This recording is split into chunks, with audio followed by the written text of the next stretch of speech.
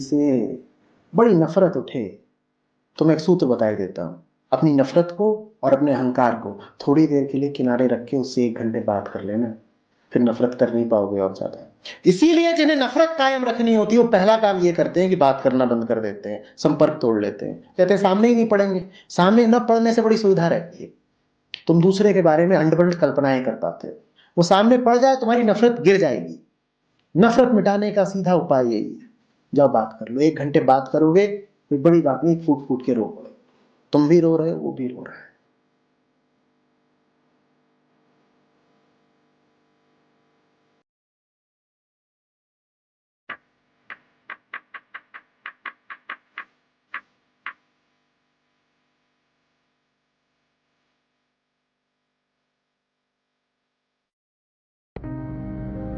आचार्य जी, अभी हम जो एक मूवी देख करके आ रहे हैं, चार्ली 777, उसमें एक व्यक्ति है, एक बंदा है, करीबन शायद 35 साल के अराउंड होगा, 30 से 35 साल के अराउंड। और उसका जो जनरल पूरा बिहेवियर, कैरेक्टर दिखाया गया है वो बिल्कुल ऐसा है जैसे वो अकेले रहता है, ज़्यादा किसी से इतना कोई सोशलाइज नहीं करता, ना उसे किसी का इतना कोई मतलब रहता है। लोग अगर उससे मदद मांगने भी आते हैं तो वो उनकी मदद करने में कोई खास ऐसे इंटरेस्टेड नहीं रहता।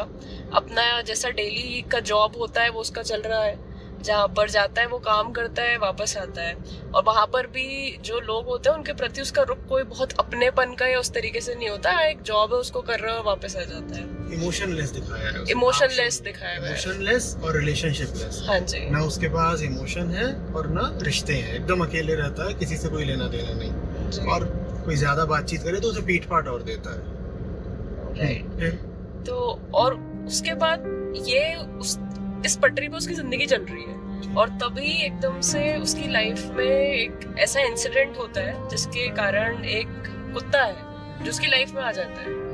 और उसके बाद जो उसकी लाइफ टर्न होती है या जो इवेंट्स होते हैं और उस पे उसका जो रिस्पॉन्स होता है वो धीरे धीरे ग्रेजुअली कैसे चेंज होता रहता है, वो पूरा इस मूवी में दिखाया गया है। तो इतना कैसे इम्पैक्ट पड़ सकता है किसी एक जानवर का किसी व्यक्ति पर, वो भी ऐसे व्यक्ति पर जिसकी जिंदगी बिल्कुल एक इमोशनलेस हो या ड्राई हो। देखो, हम सब प्रेम के प्यासे हैं, ठीक है? हमें प्रेम चाहिए सबको, और प्रेम जब नहीं मिलता है ना तो इंसान प्रेम की ही तलाश में या प्रेम के न मिलने पर जिंदगी से नाराज होकर सख्त पड़ जाता है।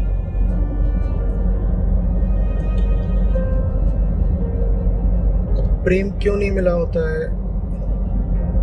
जिंदगी ने कहीं पर ठोकर दे दी, कोई जगह जहां आपने आशा बिठाई थी या जहां से आपको प्रेम मिल रहा था वो जगह बंद हो गई, नष्ट हो गई, तो इंसान फिर जीवन से बहुत नाराज हो जाता है। क्योंकि हम हैं ही क्यों? इतनी बार बोला है ना, हम प्यासी चेतना है। उस चेतना को मैं कई बार बोलता हूँ कि मुक्ति की प्यास है, बोध की प्यास है।